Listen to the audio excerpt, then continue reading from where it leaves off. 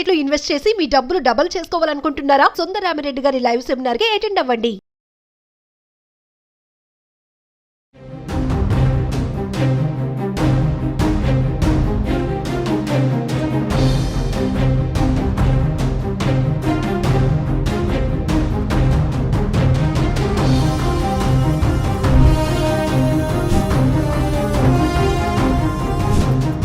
నమస్తే, welcome back to Suman TV. ప్రస్తుతం మనతో పాటు ఉన్నారు consumers affairs committee chairman Mandari Krishna Reddy గారు.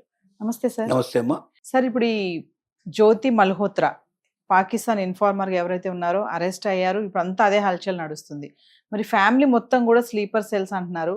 ఒక్కసారి ఆమె గురించి మాట్లాడుకుంటే, ఒక ఫేమస్ యూట్యూబర్ గా ఎదిగి ఇప్పుడు పాకిస్తాన్ ఇన్ఫార్మర్ గా మారిపోవడం అసలు ఎందుకు ఇలా జరిగింది అంటారు? దీని వెనకాల ఇంకెవరెవరు ఉన్నారు? మరి నెక్స్ట్ ఆమె టార్గెట్ ఏమై ఉండొచ్చు అంటారు? ఈ మాటలు. జ్యోతి మల్హోత్రా హర్యానాకు సంబంధించిన హిసార్ సంబంధించినటువంటి అమ్మాయి యూట్యూబర్గా చాలా అద్భుతంగా ఎదిగింది. లక్షలాది మంది తనకు లైక్ చేసేటువంటి వాడు. దానికి సంబంధించిన ప్రేక్షకులు ఇండియాలోనే కాకుండా ఇతర ప్రాంతాలు, ఇతర దేశాల్లో కూడా ఉన్నారు. అంత బాగా ఎదిగి దానివల్ల వచ్చే ఆదాయం కూడా చాలా విపరీతంగా ఉంటుంది. మనందరికీ తెలిసిన విషయమే. ఇంతమంది ప్రేక్షకులు ఉన్నప్పుడు, ఇంతమంది చూసినప్పుడు జీవితంలో హాయిగా సెటిల్ అవ్వడానికి భగవంతుడు ఒక మంచి మార్గం ఇచ్చాడు అని సంతృప్తితో జీవితం గడపాలి. కానీ ఎక్కువగా ఈ పత్రికా రంగం కానీ, లేకపోతే ముఖ్యంగా మనకు బాగా డిజిటలైజేషన్ బాగా పెరిగిపోయిన తర్వాత యూట్యూబ్ రంగంలో ఉండేటువంటి వాళ్ళు ఈవిడ ఒక్కతే కాదు, చాలామంది తప్పుడు మార్గాల్లో ఒకరి బుద్ధితో కొంతమంది వెళ్ళారు. అంటే అన్ని ఫీల్డ్లలోంచి ఉన్నారు, ఈ ఫీల్డ్లో కూడా కొంతమంది ఉన్నారని చెప్పుకోవచ్చు. అంటే రెండు కారణాలు ఉంటాయి దీనికి. ఒకటి, డబ్బు ఇంకా ఎక్కువగా సంపాదించాలనే కోరిక ఒకటి కావచ్చు, లేదా అక్కడి వ్యక్తుల విషయంలో ఎవరైనా ప్రేమలో పడి, వాళ్ళ మైకల్లో పడి, వాళ్ళు చెప్పినట్టుగా ఆడేటువంటి పరిస్థితి మరొకటి కావచ్చు. ఇలాంటివి ఏదైనా ఒకటి జరగడానికి ఆస్కారం ఉంది. ఏది ఏమైనప్పటికీ మరి జ్యోతి మల్హోత్రా విషయం లోపల తను బాగా పాకిస్తాన్కి గూఢచారిగా మారిపోయింది. ఇక్కడ అనేక రకాలైనటువంటి మన సైనిక రహస్యాలు కానీ, లేక మంచి మంచి ప్రదేశాలకు సంబంధించినటువంటి మనకు తిరుపతి బాలాజీ టెంపుల్ ఉంది, లేకపోతే పూరి సంబంధించినటువంటి మనకు అక్కడ ఉన్నటువంటి టెంపుల్ కానీ చాలా ఫేమస్ అయిన టెంపుల్. ఇలాంటి టెంపుల్స్ని ధ్వంసం చేసినట్టయితే హిందువుల్లో పెద్ద కలవరం వస్తుంది. ఒక రకంగా అంతర్యుద్ధం లాంటివి బయలుదేరే అవకాశాలు ఉంటాయి. ఇక్కడ ఉన్నటువంటి ముస్లింలు నాశనం చేయడానికి వాళ్ళు ముందుకు వెళ్ళడానికి అవకాశం ఉంటుంది. అంటే హిందూ మతానికి ఒక రకంగా థ్రెట్ ఎప్పుడైతే అవుతుందో ఇతర మతాల మీద వీళ్ళు దేశం వెలిగించే ప్రయత్నం, వాళ్ళ మీద దాడి చేసే ప్రయత్నాలు జరుగుతాయి. ఇలా దేశం అల్లకల్లోలం కావాలనేటువంటి కోరికతో ఈవిడ పనిచేసిందేమో అని అనుమానం వచ్చేటట్టుగా ఇప్పుడు పోలీసులు అరెస్ట్ చేయడం జరిగింది. దాని మీద ఎంక్వైరీ జరుగుతోంది. ఈవిడ 2023లో ఈవిడ ముందు పాకిస్తాన్కి వెళ్ళింది. ఆ పాకిస్తాన్లో అక్కడ ఒక సైనిక అధికారిని కలవడం జరిగింది. ఆ సైనిక అధికారితో చాలా విదేశాలు కూడా తిరిగినట్టుగా మనకు ఎవిడెన్సెస్ కనపడుతున్నాయి. అంటే పాకిస్తాన్లో ఉన్నటువంటి ఎవరో ఒక అధికారి ఈవిడికి నచ్చి ఉండొచ్చు. ఆ నచ్చడంతో పాటుగా అతను ఈవిడిని వలలో వేసుకోవడానికి ఈవిడితో పాటుగా ప్రపంచ పర్యటన చేయడం, ఇతర దేశాలకు వెళ్ళడం, ఒక్కసారి కాదు చాలాసార్లు వెళ్ళినట్టు కనపడుతోంది. ఎంజాయ్ చేయడం, ఆ మాయలో పడి, ఆ ముసుగులో పడి, లేదా డబ్బు కూడా ఆశ కూడా చూపించి ఉండొచ్చు.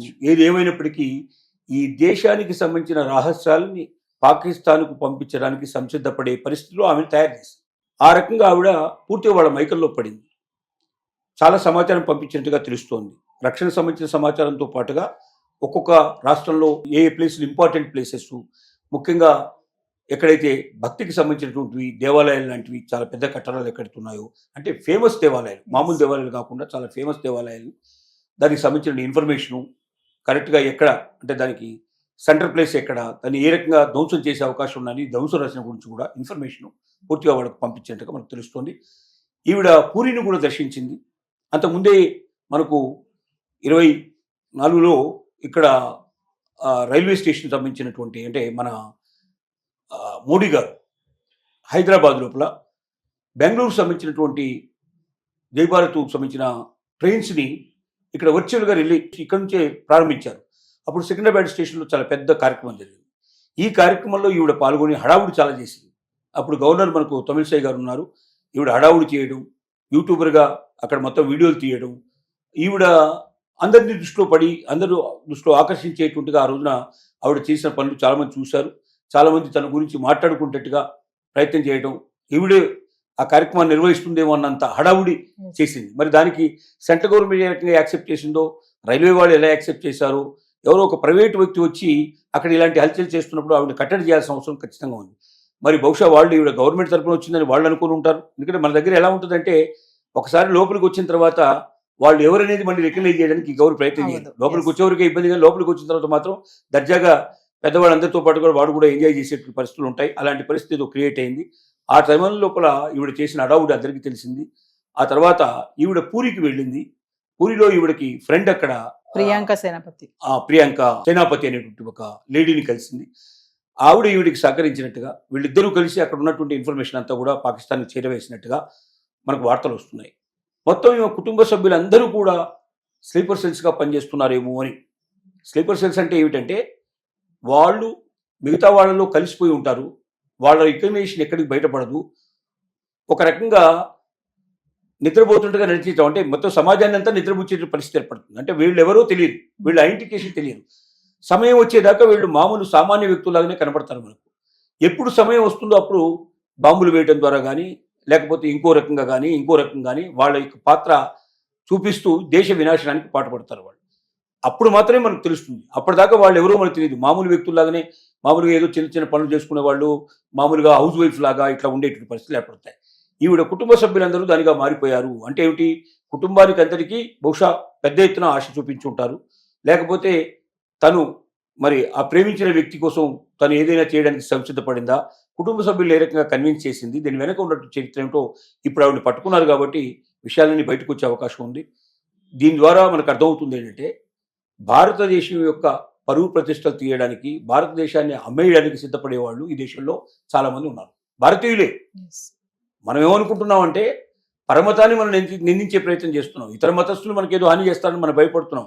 మరి తొవ్వి తీస్తే ఇలాగా భారతదేశంలో ఉన్నటువంటి చాలామంది హిందువులు పాకిస్తాన్కి గూఢచారులుగా పనిచేసి ఇక్కడ ఉన్నటువంటి రాష్ట్రాలన్నీ కూడా వాళ్ళకి అమ్మడానికి ప్రయత్నం చేసి ఇలా అనేక రకమైనటువంటి ప్రయత్నాలు చేశారు. కాబట్టి మన దేశంలో ఉండేవాళ్ళు కూడా జాగ్రత్త పడాలి. హిందువు అయినంత మాత్రంలో ఈ దేశం కోసం ఉంటాడని, ముస్లిం అయినంత మాత్రంలో ఈ దేశానికి వ్యతిరేకంగా ఉంటాడని అనుకోవడం కరెక్ట్ కాదు. హిందువుల్లో కూడా కొంతమంది ఈ దేశానికి వ్యతిరేకిస్తున్నారు, ముస్లింలలో అనేక మంది ఈ దేశాన్ని గౌరవించే వాళ్ళు ఉన్నారు, ప్రేమించే వాళ్ళు ఉన్నారు. కాబట్టి పరమత ద్వేషం సరైనది కాదు. మనలో ఉన్న లోపాలను మనం సవరించుకోవాలి. తప్పు చేసేవాడు ఏ మతస్థుడైనా మనకు శిక్ష పడాల్సిందే అనేటువంటి భావంతో ఉంటే ఖచ్చితంగా మన దేశానికి మేలు జరుగుతుంది. దీంతో మనం అర్థం చేసుకోవడానికి అవకాశం ఉంది. Thank you.